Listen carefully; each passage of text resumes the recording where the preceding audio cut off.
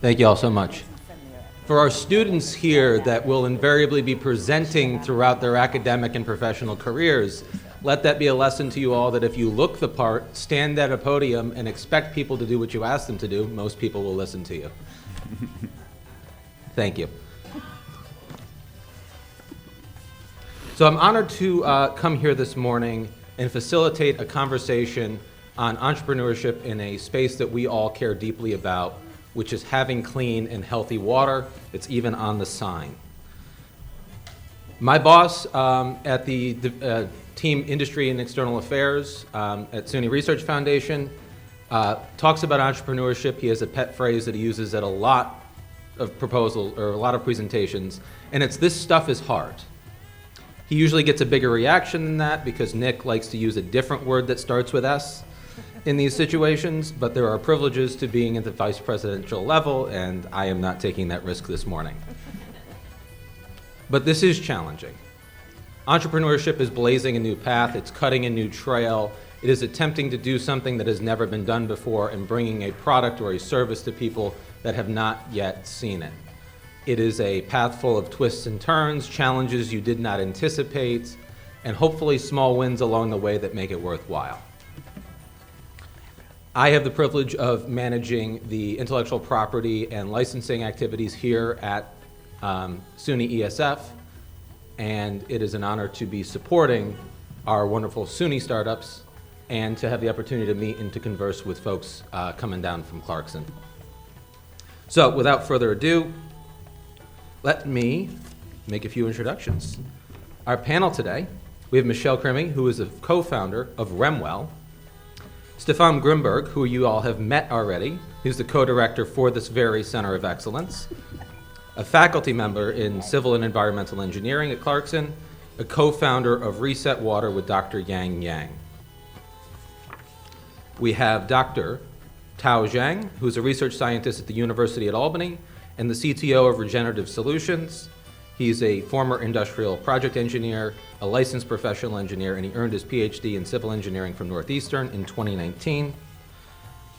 And batting in the cleanup position, we have Chris Thomas, who's the founder of RETRN Bio, which is a spin-out of SUNY Environmental Science and Forestry. So as I make my way over, I will start with Michelle and ask you to talk a little bit about your company, when it got started, and the product that you are offering us all. Good morning. So RemWell has developed a technology to treat PFAS-contaminated groundwater. We're a startup based out of Clarkson University, where the research for this got started. So we're able to treat groundwater in situ, which nobody else is doing destructive technologies for in situ treatment of PFAS.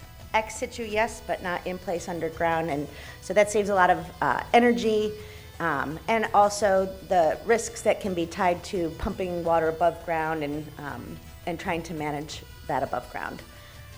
Let's see, I co-founded this with a former graduate student back in 2018. And we went through the Nexus New York program, but I'm guessing there'll be related questions to that, so I'll stop there.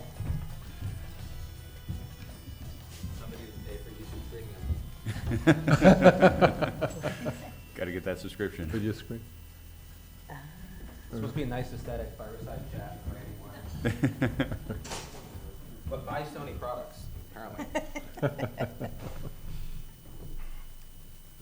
Am I supposed to go? Yeah, you go next. All right. We rehearsed, but not very well. All right.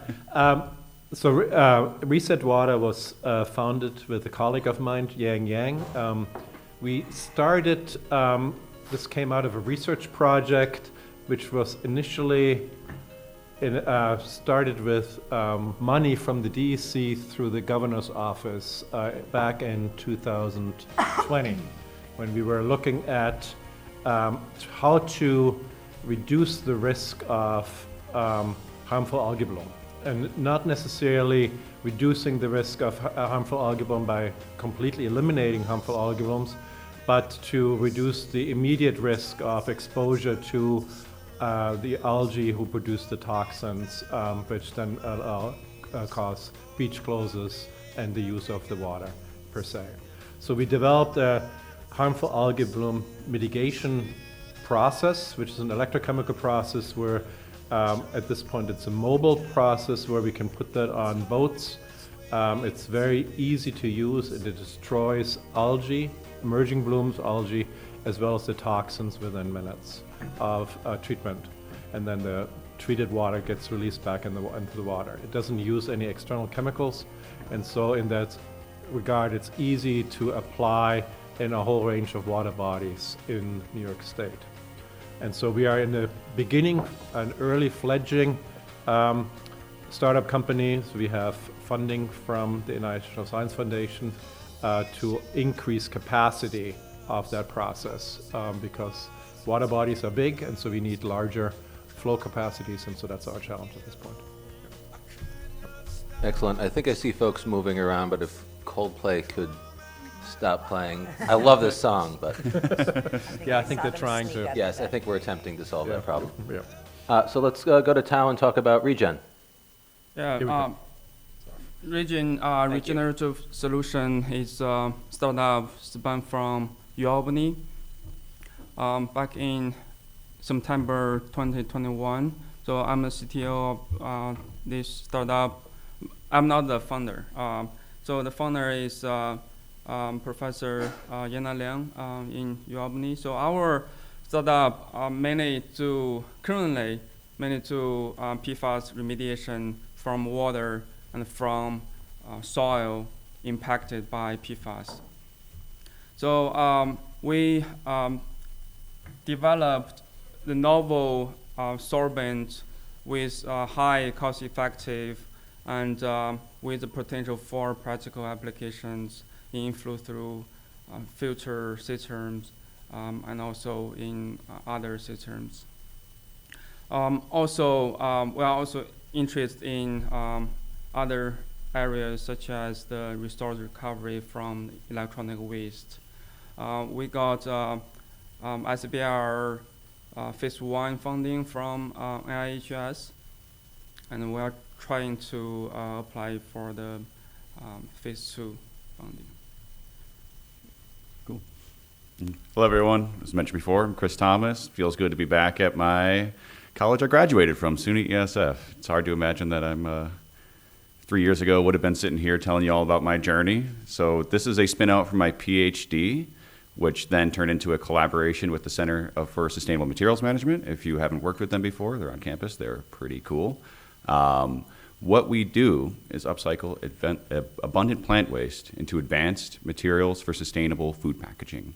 And so RETRN's mission is to enable paper-based packaging to remove things like PFAS and polyethylene from their packaging by replacing it with the unique materials that we're generating, and also allow them to replace plastic packaging entirely, with the mission that we will be removing things like polyethylene, all these single-use contaminants for microplastics and other things in our aquatic ecosystems. And it's been a pretty wild journey over the past 3 years, and I'm sure we're going to dig into it some more with some Patrick questions. Yeah, well, okay. So let's talk about the ecosystem that's being created here just for a second. We have folks who are working on making sure our water sources are cleaner, folks working on cleaning our groundwater from PFAS contamination, folks working on municipal and soil remediation to make sure the water we're drinking and that our crops are growing in is free from PFAS contamination. And then we have folks working to make sure we don't put any more of that in the ground to begin with. So we want all these folks to be successful so that this stays clean and drinkable throughout our lives and that of our children. So I think one of the common things we have here in knowing of your stories is that no one on this panel watched The Social Network by Aaron Sorkin and said, oh boy, I want to be an entrepreneur. Each of your stories was driven by a technology discovered through the academic process. So could you tell me a little bit about the moment or the process you went through from seeing something as a research project that would end hopefully in a seminal publication that would be cited by many to something that then turned into a project of entrepreneurship and product development? What was that moment like, or what was that process like? When did you feel like you knew? And we'll start with Stefan this time. I guess whether I knew it or not, I guess we were, is a little bit vague. I think the funding we were initially under from the DEC funding and with the governor's support instilled in us that they wanted a New York-based technology developed to solve or to help with that algae problem. And so right from the get-go, the impetus was, yes, you do good science, yes, you do come up with solutions, but I want you to come up with a patentable process and then also maybe also go the next step to form companies. So we started with that on that project, and I think throughout the research it was clear that this is something we could ultimately patent, and I think it ended up as a patent. And then I think we formed that company because it was really part of this project, and I think it proved interesting to us and I think very fruitful. So I think it was part of the project where we ultimately were pushed in that space, which was somewhat uncomfortable but also enlightening on the same time as an academic at least. Yeah. So we learned a lot. Yeah. Awesome. Tao, any thoughts on this? Yeah, I think our aim initially is to find some sorbent to replace the widely used GAC, granular activated carbon. So because most of the treatment technology in the filter system is GAC. So this market is huge. So if we can find some sorbent with the low cost to replace GAC, that will be very beneficial for us in the market. So that's why we start this project. We try to find some low-cost materials. So we found the clay, and the synthesis process is very simple and with very less energy consumption compared to GAC, because GAC production needs very high temperature, 1,000 degrees C. So our sorbent is cost effective, and we try to also use our lab scale sorbent to pilot scale and then the large scale. So and then we actually applied the SBR project using our sorbent, and we also can use our sorbent into the soil remediation. Yeah, so that's how we want to move from the lab research to the large-scale project. Very cool. So Chris, let's talk a little bit about how a PhD thesis became a company. Yeah, so mine was actually a little bit of the opposite journey. It wasn't so much that we were studying some project and then realized that there could be an entrepreneurial journey behind it. I actually specifically did my PhD because I wanted to get into the startup world and I wanted to lead technology development. And I realized you can't do that. You can't be at the table unless you either have a PhD or you've been in the industry for years. And so mine was, we were lucky enough and there was enough serendipity that we discovered some unique technologies along the way, actually here at ESF. And so what we found is I'm in the bioplastics world, really. It's creating these advanced bioplastic materials, and there was a gap in the field. Half of that answer was in one part of ESF, and then half of the answer was at the other part of ESF. And really what we did is combine them together. And so I set out and I wanted to help get these bioplastics out there to replace toxic materials, and I discovered that Dr. Christopher Nomura, I don't know if any of you knew him or remember him, was sitting on one of the most advanced bioplastic technologies in the world, and he had left. And that was about to just kind of sit and go up on a shelf and maybe be forgotten about. And luckily, he took me on as a kind of a student while I was a graduate student here, and we took that technology and made a twist on it so that we could also make these unique materials from waste products. And so that is making advanced bioplastics that actually were potentially answer the materials need in the world of packaging, and make them sustainably from things like lignocellulosic resources. And so that's actually what became the patent and the technology basis for my company value propositions.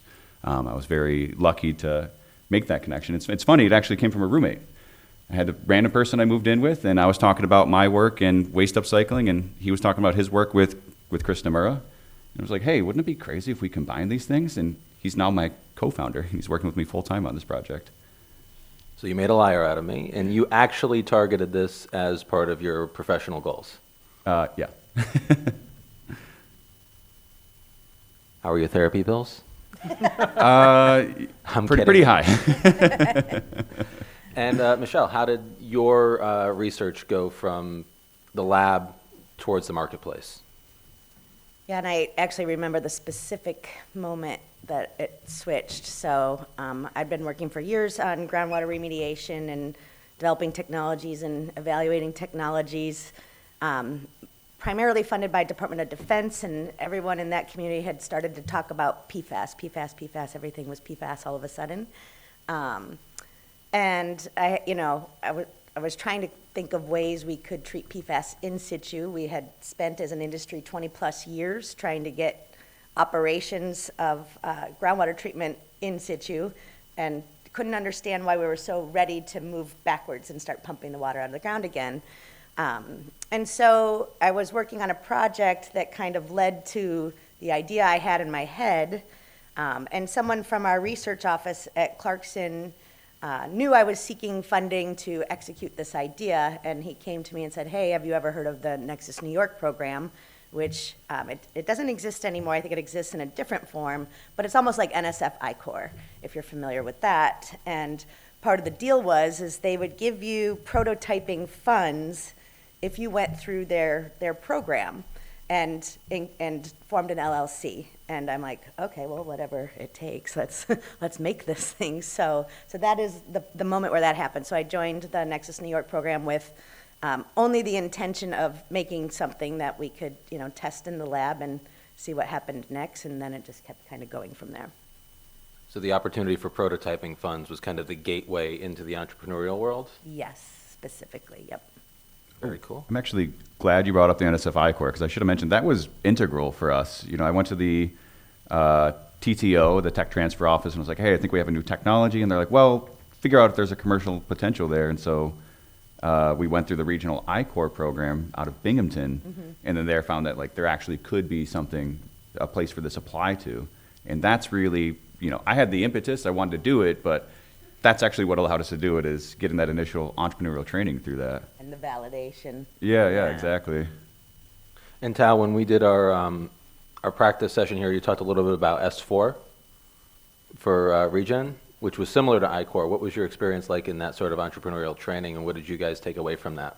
Yeah, I think as for the summer school and also the I-Corps are very beneficial for us to operate the business or startup. So we can learn how to think more about the business plan. So because we, before that, I mainly focused on the research. I have nothing about the business, how to operate the startup. But from the summer school and also the I-Corps, I participated in the regional I-Corps at Binghamton as well. So I can be pushed to think about who are the key industry partner, who are our potential customer throughout the process. So that's very beneficial. And also we can know what's the market position we can have. Can we compete with the GAC, or can we compete the mainstream technologies? How can we do? How can we find our customer and the market? I think that's what I learned from the summer school and the I-Corps. Right. Yeah. Is your technology a problem looking for a solution, or a solution looking for a problem, which often can happen coming out of researchers? Sometimes you think you're directed in one direction and you realize that you can solve a problem in a different area or a different process. And that's one of the benefits, I think, of working with the tech transfer offices. We have a larger view of the technology portfolio, and we spend a lot of time in the market research and talking to potential licensees that we might be able to help direct the research in a more marketable direction. Now, Stefan, you had some experience with I-Corps. Yeah. Can you talk a little bit about that? Yeah, so we participated in the regional I-Corps program in Binghamton office initially, and then we did the national I-Corps.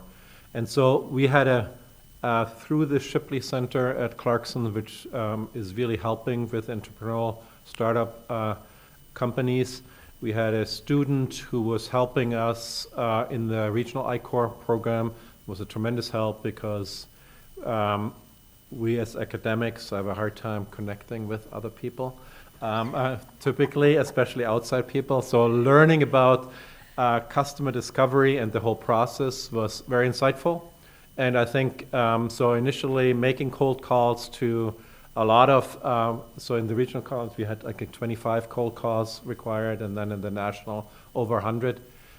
It's difficult, especially when only 1 in 5 calls will be returned to you because nobody wants to talk to you.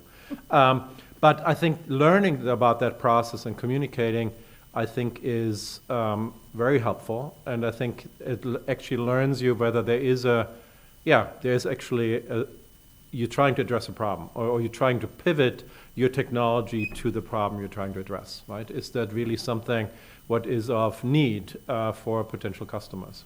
You're not necessarily selling your technology, you're trying to adjust your technology to some potential customers' needs. And I think that's whole process was very helpful for us to refine our thought about the technology, about the company, and then ultimately helped us obviously write grants, which then became successful in terms of getting money towards the company, so SBIR funding. Yeah. Did anybody else have that experience of learning how to not take it personally when your calls weren't returned or you heard no? I was going to say 1 in 5 is pretty good, actually. 1 in 5 is really good. I would have taken that. Actually, can I make a quick plug for the I-Corps and the S4 program? Because That's what they sent me here to do, but please do my all job. right, yeah, I'm aiming for it.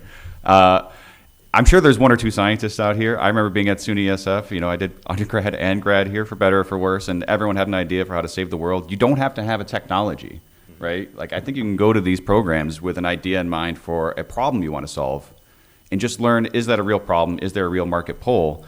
You can go find a scientist later. And if you're maybe that person who's really skilled at doing the entrepreneurship thing, at maybe speaking the language and connecting with others, you know, you can be the executive lead, and you can go find that scientist. I think I see it all the time, and S4 and the I-Corps program are a great way to start that and see if, you know, dip your toes in and see if that's something you want to do. I mean, they don't have to have a technology developed, right? I don't believe so. You do need to have an idea. You need to have something that you're going to work around, but it doesn't necessarily have to exist in like patentable form today. Right, right. We had a woman last year, I remember, at S4 with a prototype for a new kind of sock from Fashion Institute of Technology that she was getting feedback on. So not necessarily a patentable subject matter, but certainly a product.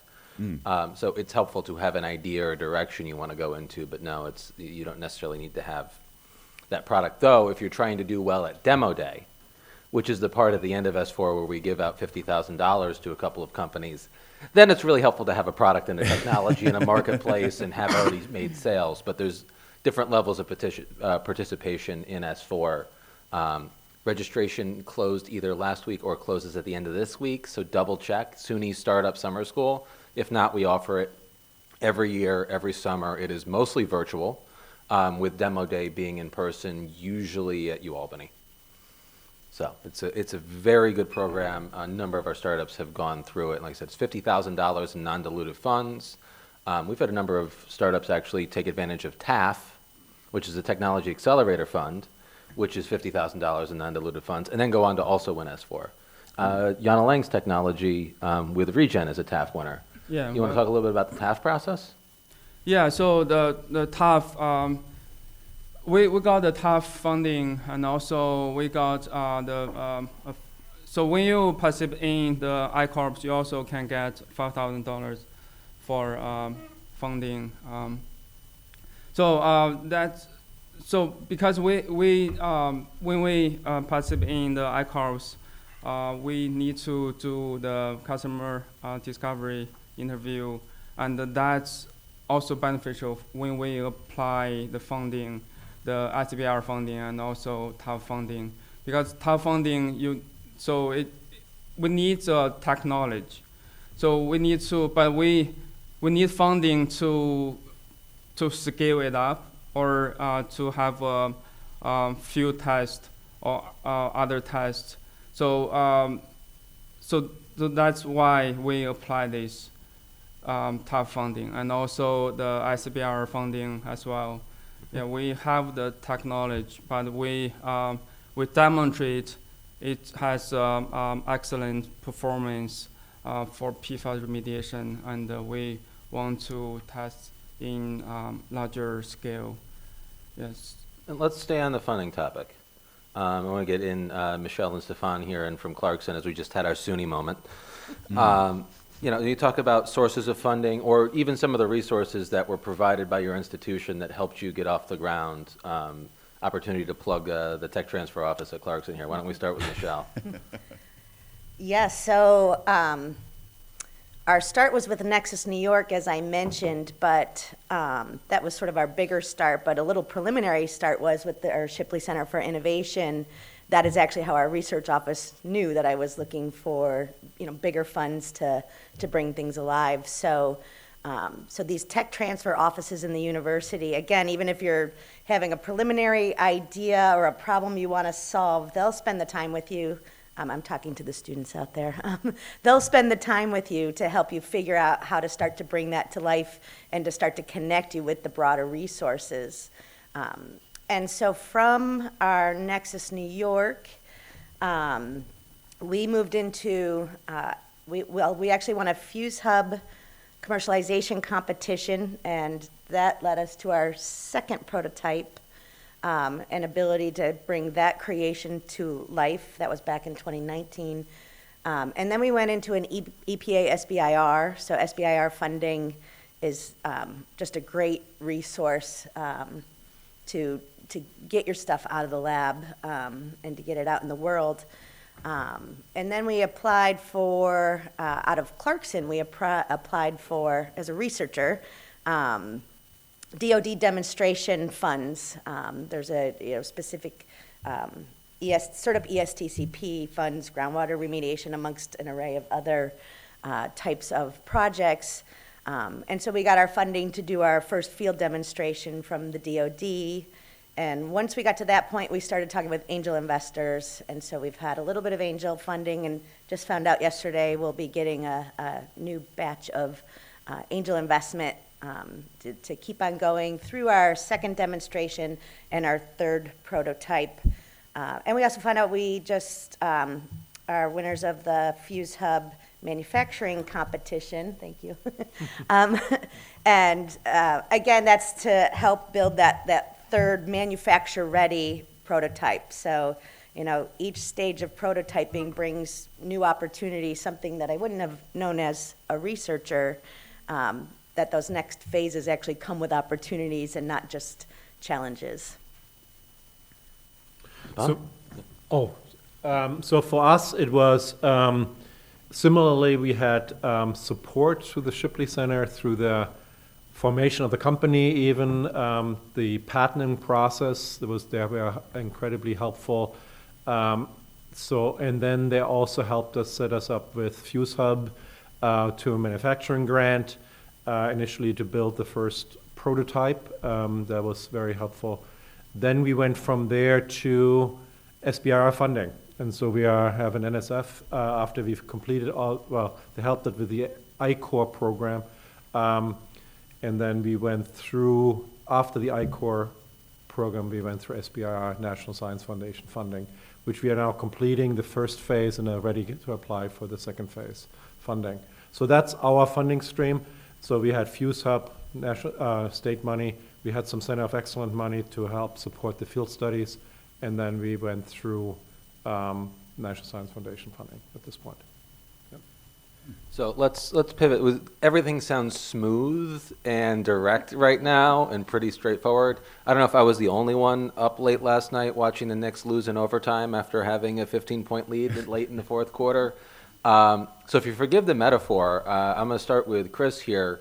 What was sort of your welcome to the NBA moment, which for those that don't know what that means, it's that moment when you realize you've stepped into a new world, you're playing in the big leagues, you've hit your first major challenge that you did not anticipate along your entrepreneurial journey. Oh my God, I get that every week. I mean, that's a... Well, pick one. Yeah, no. It's not every week, but it does happen very often. You're always moving up from higher to higher to higher levels. The challenges are in your technology, they're in getting funding, and they're in building your team. And each one of those can really represent critical and pivotal moments in the company. Sometimes there's good welcome to NBA moments. Like I brought in my 2 co-founders 2 years ago, joining me full time, and I'm like, holy cow, it's not just me out there with an idea and a couple very friendly interns who are, doing this in between classes. I actually have a team behind me, and that made it feel more real. But then there's the other side of it where there are major challenges. Like for us, actually most recently, we had a big technology pivot. So for me, we're making a bioplastic compostable material that goes onto paper products. It coats onto paper. And in my head, through this whole time, I'd been like, yeah, you're going to extrude coat it onto something. And it turned out that that's not really what customers are interested in anymore. And so over the past 4 or 5 months, I had to develop a new technology delivery system that will deliver it as an emulsion. And so that was a very big challenge that I mostly forced my tech team to go through, just kind of applauding them on the side. But at the same time, like if we didn't figure this out, and it was an incredible challenge, and even our customers knew they were asking us to do something no one else had done, we wouldn't have really had a company. In earlier stages, especially if you're a bootstrapped founder, like I did this for my PhD, so I didn't have like a huge bank account that I could draw upon. Just pretty much you got the Fuse Hub grant, so I was like, cool, I can exist for a couple months. Get an NSF I-Core grant, the national one can do it for a couple more months, and every one of those, it's like, okay, we're here, we got 2 or 3 more months. Let's see if we can get another grant or get someone else to pitch in to help us keep this going. And so, I mean, that's what I meant by it happens often, is that it's pretty, when your company is paying your rent, every time you get another grant and you get a little bit more runway for another couple months, that's a big one. And I'd say most recently it's been, we finally got venture capital investment, and that is a very different world. They don't really care how much grant funding you have when you are actually accepting venture capital. For them, you're back to zero. It doesn't matter how long you've existed, how advanced your technology is. Oops, sorry. When you were talking to venture capitalists, they kind of view everyone as very, very low, and unless you are a perfect company, you're always going to be at the bottom. So you get this big SBIR grant, you're like, cool, I did it. I'm in the big leagues now, and then suddenly you're reset back to zero when you're chasing the next rung of the ladder. That's kind of an abstract way to get at it, but... New slices of humble pie at every step. Yeah, exactly. Now, when I said it ran smooth, Michelle kind of made a face like she had just bit into a lemon. So why don't you tell us what you were thinking when I said that? Yeah, I think the hardest thing that we experience regularly is really just the disconnect that is inherent to between the investor / business world and the research side. And those examples, I could give a million examples. I won't, don't worry. But I'll give 2 examples because they can go both ways. So sometimes I'm the super naive one. I remember in 2018 where I was talking to people about PFAS. In my world, everybody was talking about PFAS. But I'm talking to people who were like, what are you talking about? And, that was a big disconnect. And it there's humility that has to go into stepping back and, really understanding that other people have a wholly different view of the world than the one that I live in every single day. But that also goes both ways. Sometimes the investor business side, whether they're mentors or investors, and they're, asking about, or questioning your understanding of the market, sometimes you have to convince them, like, no, I really am connected to the market. Like, I know all of these people. And I get why there's those questions, but it's a disconnect. And so it just takes a lot of communication and trust to build that. And I don't know how it can work without that. Similar experience, Stefan? Sorry. I hope that's a venture capitalist. Yeah, I think for me, we are still in the early stages. I think the financial volatility, I think, is the biggest scary point. It's like, so how do you get funding, and the funding is short-term, and how do you develop staff, and you develop a product which meets the timelines of the funding sources. So when you only have short-term funding, we are not in a position where we can just say we can support somebody for 2 months and then we let them go. So we really have to figure out how we can build that company in a somewhat smooth form, which is really not possible in a way, to really build that up. And that's the biggest scary part from my perspective, because I'm responsible ultimately for that staff. And so, and develop a technology with only volunteers is just not possible. So I think that's the daily challenge or monthly challenge we can trying to do. And then keeping funders happy that we have progress, which might not be as fast as we anticipated because we don't have necessarily the manpower to do the work in that short time frame. So I think that's our biggest, challenge to get this going. And Tao, talk a little bit about challenges being faced or faced and overcome. Yeah, I think for us, the main challenges are from two sides. The first side is the business side. So because we are scientists or researchers, mainly focused on the research in lab, so we are not good at the marketing, the business. So we really need someone to help us about the business, how to promote our product, how to do the marketing. So another side is the technology side. So we really need an industry partner to scale up our sorbent synthesis. So and also another one is how to find the first commercial who want to eat the crab first. It's in Chinese. It's so who want to because GAC is safe. We want to find someone who want to try this technology first, and then we can find more a bigger market. So that's our challenges we're facing now. So the challenge is the classic one of going from 0 to 1, which is the hardest step to make because it's an infinite increase.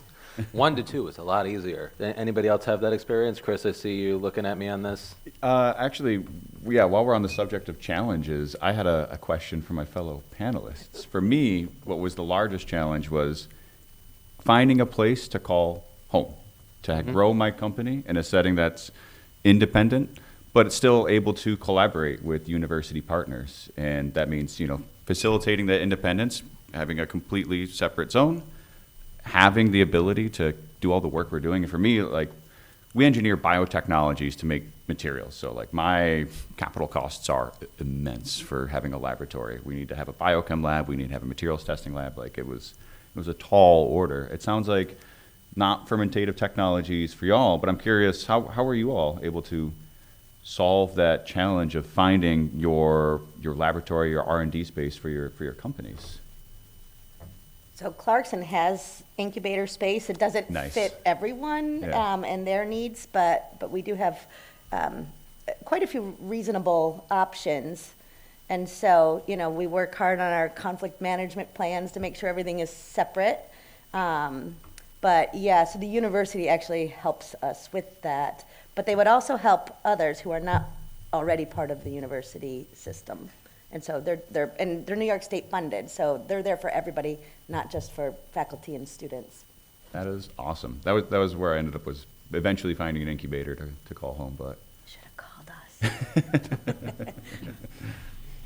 I don't know if Tower, Stefan, you want to get on the space? Yeah, so we rent space in the incubator space for an office, and then our manufacturing is really done outside, or sometimes with help also with the university resources. So we can assemble things on campus, essentially on the university space. Yeah, UAlbany also has incubator, so they can fund manufacture outside. They connect us to the So you all didn't have to leave your campus to find an incubator. That's pretty nice. That's the way to do it. Wow. All right, I guess it's a challenge for some people, but 1 to 25% of the panelists. So I want to go in a different direction on challenge. One of the things we see in tech transfer is training academic entrepreneurs to speak the language of business and to make that transition. I remember listening to a podcast where there was an entrepreneur who had worked in Germany and in the United States and was asked about the cultural difference. And they're very academic in their business language in Germany. They will tell you all the things it doesn't do, all the limitations of the product. They're very straight ahead. And in the United States, he tried that tact and wasn't getting anywhere. And he had to be told, well, listen, when you pitch anything in the United States, they take 25% off the top as puffery, as some would say. And they often are evaluating it as just like 75% of what you're actually saying. And there's a huge difference, obviously, between an academic paper and an advertisement. And making that transition, I'm wondering if anybody has had an experience going through that or understanding how to communicate differently in different rooms. Oh my God, 1,000%. It was a total flip. Writing a PhD, writing publications, you have to be very circumspect about what you claim, about what you think you can do, and you get used to as a scientist saying, well, it's very likely that this will happen. Odds are good that you'll be able to do this. But if you go out there and say that as an entrepreneur, you're sunk. So you have to just go out and claim, yep, we're going to make that happen. And then you turn to your team and you're like, well, we figure it out or we're out of business. So, and so you get used to kind of gambling with your language a lot. And you just have to be assertive and just act like you will be able to do it. And that's been a big challenge, though, for sure. It's like learning to flip that and speak with confidence and certainty about things that you know as a scientist are not 100%. And, do that in an authentic way. I have my co-founder, Ryan, he's our CSO. He still speaks like a true academic, and our conversations are really interesting when I come back and I say, hey, our customers need us to do this thing in 2 months. And he's like, well, we probably could. I'm like, great, I'll tell him we can do it.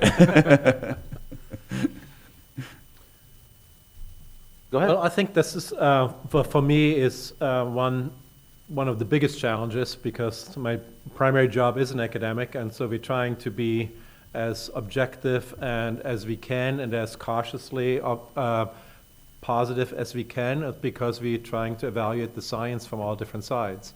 On the other hand, when I put on my hat as even the co-director and go to Albany, then I have to communicate science in 2-minute sound bits or 5-minute sound bits, because that's really how they want to listen to me, or the attention span. So I think that's kind of, and so you need to convey information to an audience in a very short period of time, and you need to sound maybe a lot more positive in that fashion. So that helped me communicate to at least some of the business people, and then I-Core actually helped me also learn even more so the business language or communication part, because they force you to every week to give updates on these programs. So I think all that together, it's a big change from academic to this business world, and I think there's some people are more gifted than others. I'm still learning, I guess. So that's really interesting. You have multiple roles. So in a single day, you might be speaking academic, and then the other half of the day, you're speaking business. Right. That And sounds tough. advocating on behalf of the COE with politicians, and broke some news there. Some politicians have short attention spans. Who knew? Someone who used to work in the legislature, no comment. Michelle, any thoughts about the transition from academic communication to business communication? Yes, sometimes it's frustrating. Sometimes it's a fun challenge. But the one that gets me every single time are like financial projections. Because the academic in me says, I don't have enough data to make projections. And they're like, oh, no, that's not what a projection is.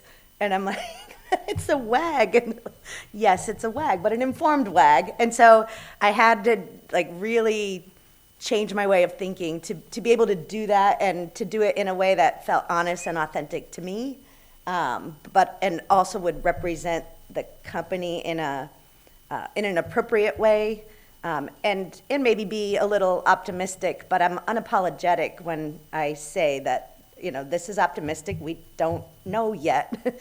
And not all of my business mentors appreciate that directness, but that's the part. There's sometimes you just don't compromise, and that's one of them for me. So I can get there, but at the same time, I am going to throw the caveats out there. It actually, it becomes a cliche in the business community. There's a term for what it is. It's called a hockey stick graph. Yep. People know what I'm talking about. At the end of every entrepreneurial pitch deck, here's the graph, and in year 5, we make $500 million. It's wonderful. We're going to get there. And one of these days, I just want to see somebody take a clip art of a copy of a hockey stick and just stick it on there, because you have to have it in your pitch deck, but nobody takes it seriously. That's the 25% that they sort of round off the top because everybody has it, but you should sell yourself as if you're going to be successful. Go ahead. Yeah, and I think another one is when we talk to investors, I think we need to do a little more research about the marketing. How big is your the market your product will have?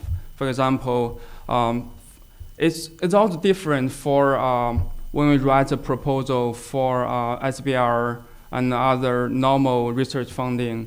So in the SBR funding proposal, we need to include the market. For example, in our another project, resource recovery from electronic waste, how big is this market? How much the electronic waste will be generated, and how much the critical metals we can generate from the e-waste. So that's different, and also we need to more research about the marketing and the market, and I think that will be helpful for us to talk to the investors. So we'll shift gears here a little bit. One of the big parts of this, and I have a card here that says licensing. So let's talk a little bit about, you're all university spin-outs, and there's different stages of the licensing process for those of you playing the game at home. Typically, if you invent something as a researcher at an institution, it's owned by the institution and then licensed back to you at your startup. Did anybody have any positive, negative experiences going through that? Any specific terms that were really important for you to have in your license? Is there anything anybody wants to speak to on that? And some of you may be in option stages, which is sort of like a baby license that we do for a year. But if anybody wanted to speak to that. Don't all jump at once. I guess I can go first, and I have to be careful because the person is in charge sitting next to me. So it was wonderful. It was wonderful. So Clarkson went through essentially helped us with the patent process. So we filed the patent through Clarkson, and in that contract document, ultimately what is set up for Reset Water, there's really a whole bunch of line items which are then state essentially that the patent will be negotiated, or if there's profits coming in, they will be ultimately negotiated with the company as it goes on. And so I think it's open for negotiation. I think it stays there, and I think at that point it was great for us because all the funding for the patent process was provided by the university. But then I think on the downside, obviously, we are not losing the entire patent, but I think it will be negotiated. The profits will be ultimately negotiated later on. And if there's licensor, in terms of if it would be sold to another company, that would be also negotiated with Clarkson directly. So I think there is a lot of leeway in terms of how that process works. And I guess, Good and I for our guess, flexibility. I guess in the interest of full disclosures, I'm the licensing manager for Chris and Tao's Technologies. So tell me how wonderful the process has been. It's the best. We'll do it again. No, I'm trying to think about how can we dissect licensing terms in a way that's going to be fun for the audience. Maybe not. We could move on. No. I do have something for this, and I think it's really about that relationship, because whatever contract you have, it's just a piece of paper that's representing how you are going to interact with another entity.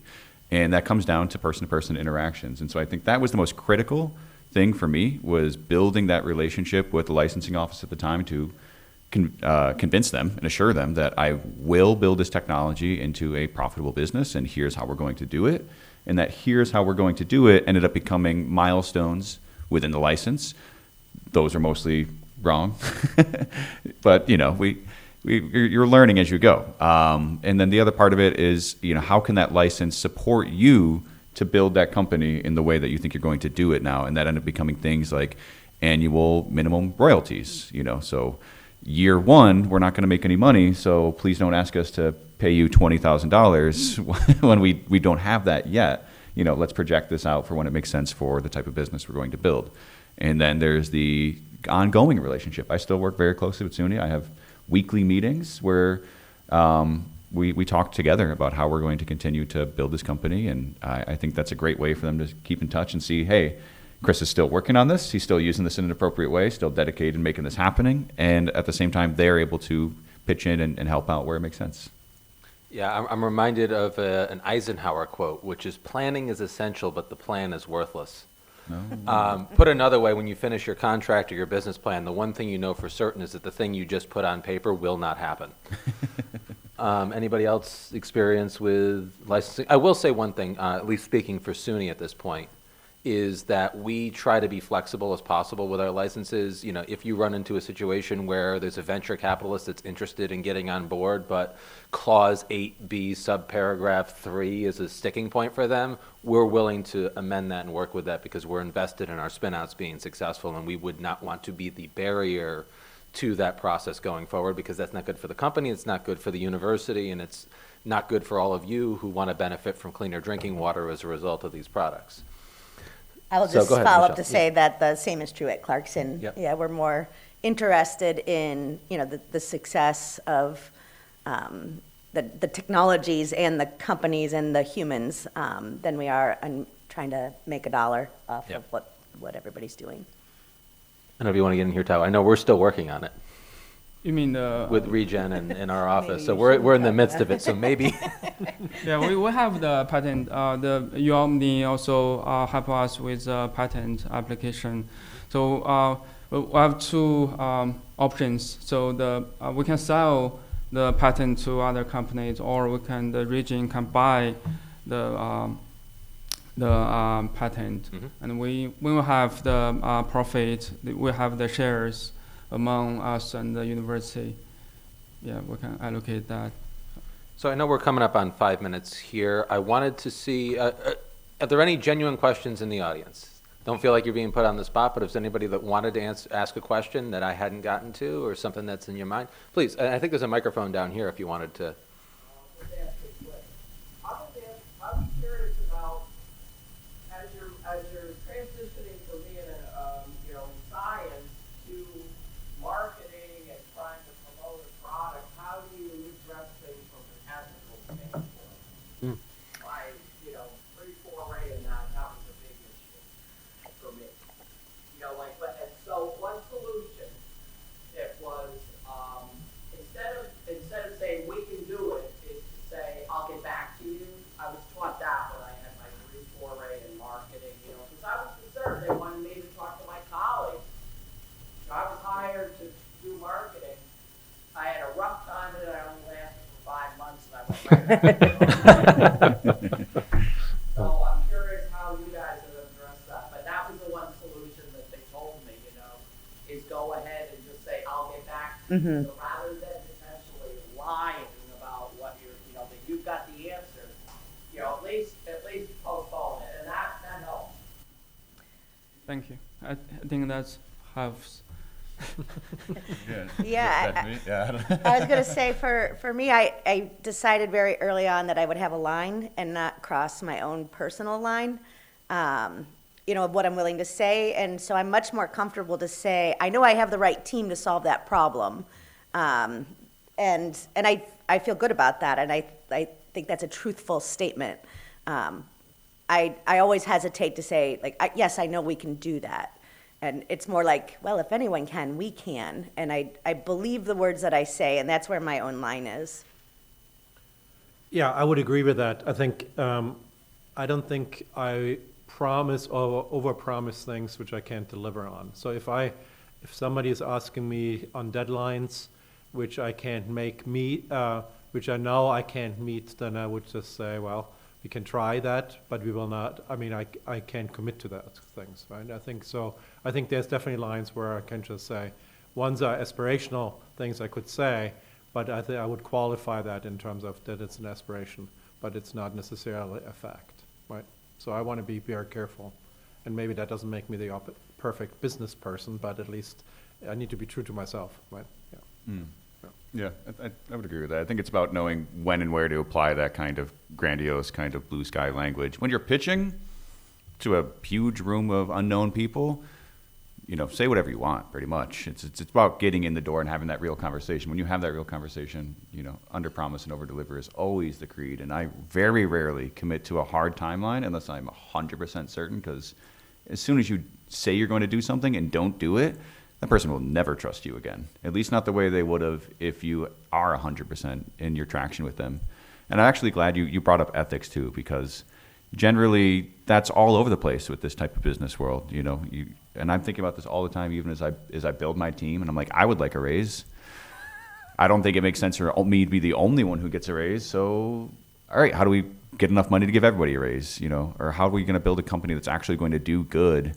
And that's actually why I wanted to get into the startup world, because I did work with another startup, and it was about making money. And maybe you're not supposed to say this to investors, but I'm doing this because I want to get toxins out of the environment. And I think probably a lot of my panelists are aligned on that. Like, we could probably do something else to be way less stressful and way more profitable than a startup company, but we have big dreams to change the world for the better. The angels the angel investor group that I've been working with, what they say is do well by doing good. And I like that a lot. So I think it's, let's get profitable by doing good things for the world. I like that. That feels good. Yeah, I agree with Stefan that if we can meet the deadline, we can give some rough estimate time. Yesterday I learned from a presentation that the roughly right is better than the present wrong. You can, when you don't have the press answer, you don't need to provide that. So folks, I want you to imagine a scenario for yourselves where you may have stepped into the entrepreneurial field here. You look at your bank account and you look at payroll and you see you have 6 weeks left for your team and for yourself, and you need to raise the next funding round or get the next grant so that people and yourselves can keep your jobs. And imagine the internal stress that might be going on in this situation as you're reviewing this information. This is the world that these 4 panelists have stepped into. This is the kind of stress that they have willingly, for whatever godforsaken reason, chose to take on. And we are grateful for it, because each of their products is going to help ensure that the water that we bathe in and we brush our teeth with and we drink every day, and that is essential for all life on this planet to continue to exist. That's what the sacrifice these folks are making. So if you would raise a glass of hopefully clean water to these wonderful folks, I am honored to share the panel with you today.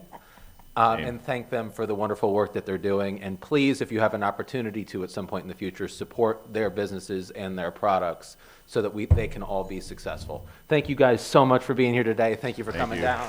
Standing ovation.